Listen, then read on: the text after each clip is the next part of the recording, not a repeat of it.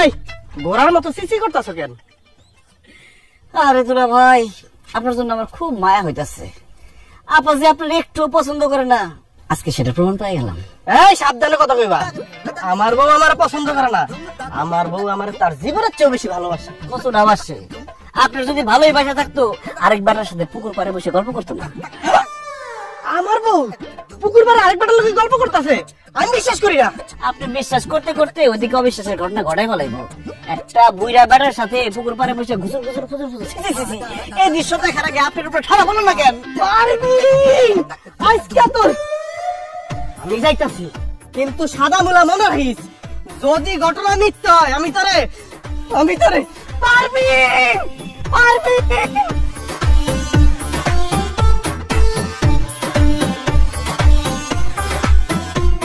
শালা ডান টুকির বাচ্চা, আমার বললো যে জল তরঙ্গ খেলতাছ। আজকে তোর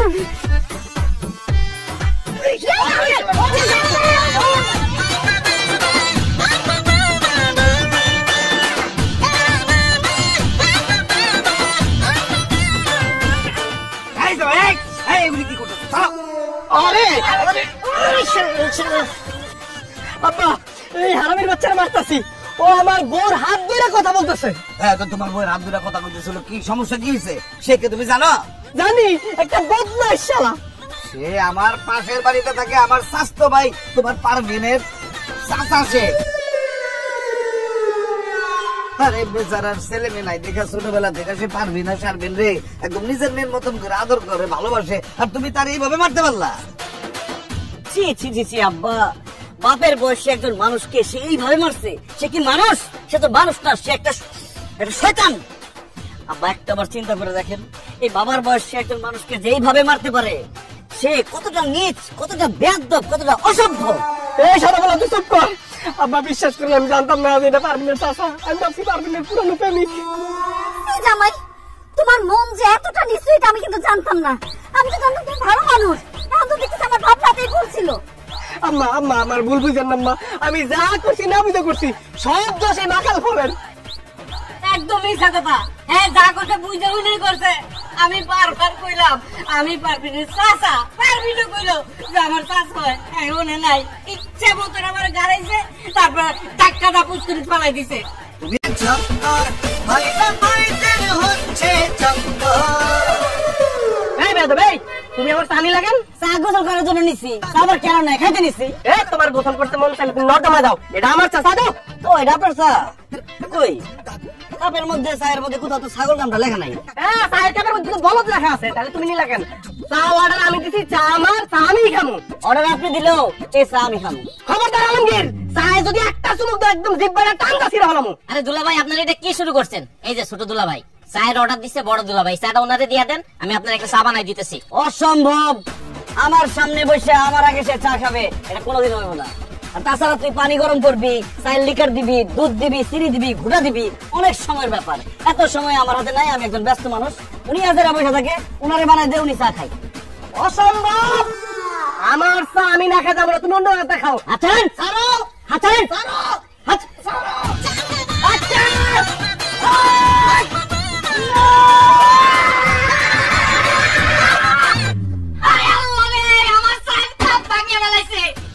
আপনারা এখন আমার চায়ের দামও দিবেন, চায়ের কাপের দামও দিবেন। দেন টাকা দেন। এই তমাল, তোর চায়ের দাম কত, চায়ের কাপের দাম কত? আমি দেবো সব টাকা। তোমার টাকা আমি দিব। এই ফকিন্নি কি টাকা দিবার তোরা? এই খবরদার, এই ওখানে ফকিনের কাছ থেকে টাকা নিবি, পুরো দোকান কি দৌড়াই দেবো? তুমি করবি না, কই দিলাম। হ্যাঁ, তুমি করবি না। আজকে কিন্তু একদম ডাক পড়া গেলাম, কোনো বেরো নেবো নাকি? আজকে দৌড়াই লাগে, জল দেবো। খবরদার। আরে কিসে আবারও মারছে। কে মারছে? তোমার জামাইরা, ওই দিন তোমার বড় জামাই পানি চুমাইলো, আজকে দুইটা মিললে আমার ফুটবলের মতন কেমন নাচতেন। স্কুলে যেয়ে পৌঁছে গেছি, এমন ভয়াবহ ঘটনা আপনি শুনলে অবাক হয়ে যাবেন। আমরা দেখে এসেছি এতদিন ধরে ছেলের প্রতি বাবার ভালোবাসা, স্ত্রীর প্রতি স্বামীর ভালোবাসা, কিন্তু এই কেমন হৃদয়হীন বাবা, যে কিনা তার ছেলে মেয়েকে খুন করে, তার স্ত্রীকে খুন করে চোখের সামনে নিয়ে বসে আছে, তার চোখে এক ফোঁটাও জল নেই। কিন্তু আমি বুঝতে পারছি না, এমনকি আপনারাও বুঝতে পারছেন না যে তার পরিবারটা কি অপরাধ বা কি অন্যায় করেছিল। আসুন অপরাধীর মুখ থেকে জেনে নিই। যে সে কেন খুন করেছে। আপনি বলুন, আপনি কেন আপনার পরিবারকে এরকম নৃশংসভাবে হত্যা করেছিলেন? তাদের কি অপরাধ ছিল? কি ব্যাপার, কথা বলছেন না যে? বলুন বলুন, কেন খুন করেছেন? আমি আপনার কোনো প্রশ্নের উত্তর দিতে চাইনি। আমি মার্ডার করেছি, আইন আমাকে যে শাস্তি দেবে আমি মাথা পেতে নেব। স্যার, শরীরে কোনো আঘাতের চিহ্ন নেই, শুধু মাথায় লেগেছে। ঠিক আছে, দেখছি। আপনাকে বলছি, যারা মার্ডার হয়েছে তাদেরকে আপনি কি চেনেন? চিনব না কেন স্যার? পাশের বাড়িটাই আমার। কাল রাত্রে যে 3-3টে মার্ডার হয়েছে, আপনি কি একটুও বুঝতে পারেননি? কি করে বুঝবো স্যার? এদের মধ্যে সবসময় ঝামেলা লেগেই থাকে।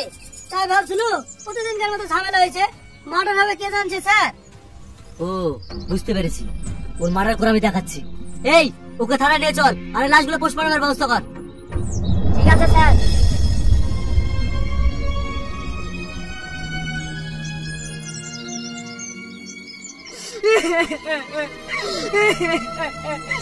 তুমি আমাকে ক্ষমা করে দিও বাবু, বাবু তুমি আমাকে ক্ষমা করে দিও।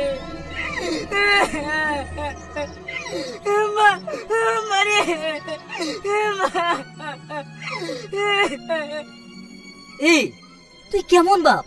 নিজের পরিবারকে শেষ করে এখন তুই কান্না করছিস? স্যার, আমার ফ্যামিলিকে আমি মার্ডার করতে চাইনি। আমার ফ্যামিলিকে আমি খুব ভালোবাসতাম। খুব ভালোবাসতি, তাহলে মার্ডার করলি কেন? কেন করলাম?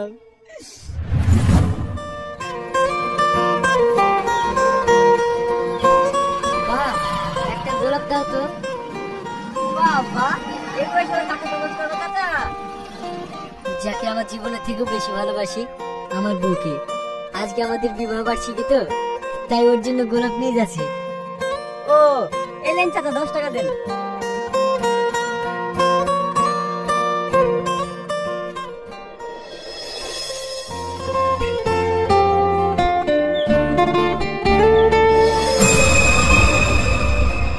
শ্রাবণী, শ্রাবণী! কি হলো? অভদ্র মতো চেঁচেছো কেন? চেঁচাবো না। ওই ছেলেটাকে যার সাথে গল্প করছিলি, সেই কৈফিয়ত তোমাকে দিতে হবে নাকি? অবশ্যই দিতে হবে। আমি তোর বাপ। আমি তোমাকে বাপ বলি মানিনি। আমি এখন সাবালিকা, আমার যা ইচ্ছা আমি তাই করতে পারি। জানি তুই আমাকে বাপ বলে মানিস নি, কিন্তু আমার তো সম্মান আছে। চমা বাড়ি চ। এই, আমার হাত ছড়ে বলছি, নলে পরিণাম খুব খারাপ হবে। কি হলো? ছাড়ো বলছি, ছাড়ো। কি ব্যাপার শ্রাবণী? এই লোকটা কে তোমার হাত ধরে টানছে? আরে লোকটাকে চিনি জানিনি, আর অমনি আমার হাত ধরে টানছে। আপনার লজ্জা করে না একটা মেয়ের বয়সের মেয়েকে হাত ধরে টানতে? আপনার থাপিয়ে গা লাল করে দেবো। থাক, ছুচমের হাত বন্ধ করতে হবে না, চলো।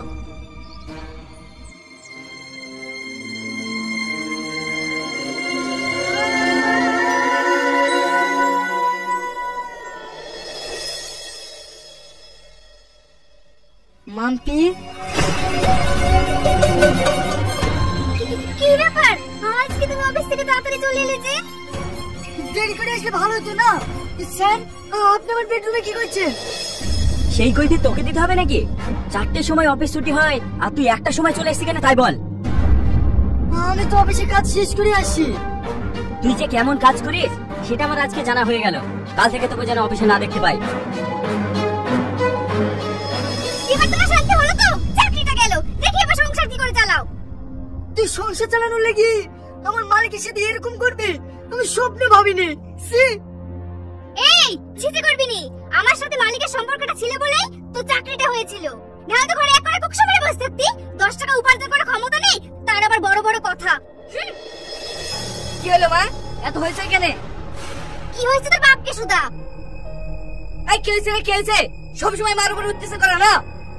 জানিস বাবু, তোর সেই আঙ্কেল আসতো না, তো সেই আঙ্কেলকে যা নাই তাই করে অপমান করলো। বেচারা কাঁদতে কাঁদতে বাড়ি ছেড়ে চলে গেল। হ্যাঁ, তোর এত বড় সাহস? 10 টাকা দেওয়ার তো মুরুদ নয়, আবার আঙ্কেলকে অপমান করে বাড়ি থেকে বের করে দিও। তুই জানিস আঙ্কেলের সঙ্গে যখন 5,000-10,000 টাকা থাকতো তখন বের করে দিত। বাপ, তোদের কাছে টাকাটাই সব কিছু হয়ে গেল? মান সম্মানের কথাটি একবারও ভাবলিনি? হ্যাঁ, মান সম্মানের কথা ভাবতে হবে। কাল বন্ধুর সবাই মিলে পিকনিক করতে যাচ্ছে, 10,000 টাকা লাগবে। আমি যদি 10,000 টাকা না দিতে পারি তাহলে আমার বন্ধুদের কাছে মান সম্মান থাকবে না। দাও, আমাকে 10,000 টাকা দাও। আমি এখন অত টাকা কোথায় পাবো? এই, অত টাকা দিতে পারবি না তো? আঙ্কেলকে কেলে বের করে দিলি? ভালোই ভালোই বলছি, আঙ্কেলকে এই বাড়িতে আসার ব্যবস্থা কর, না হলে আমাকে টাকা দে। এই ছেলেটা বললো সেটা তাড়াতাড়ি করো, না হলে না তোমার গলা টিপে শেষ করে দেবো।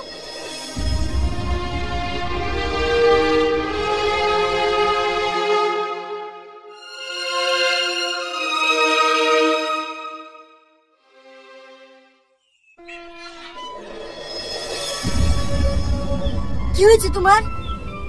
আমার খুব শরীর খারাপ করছে, আপনি আমাকে একটু বাড়িতে পৌঁছে দিয়ে আসেন না। তোমার বাড়ি কোন গ্রামে? এই তো পাশের গ্রামে। ঠিক আছে চলো, আমি তোমাকে বাড়িতে পৌঁছে দিয়ে আসি।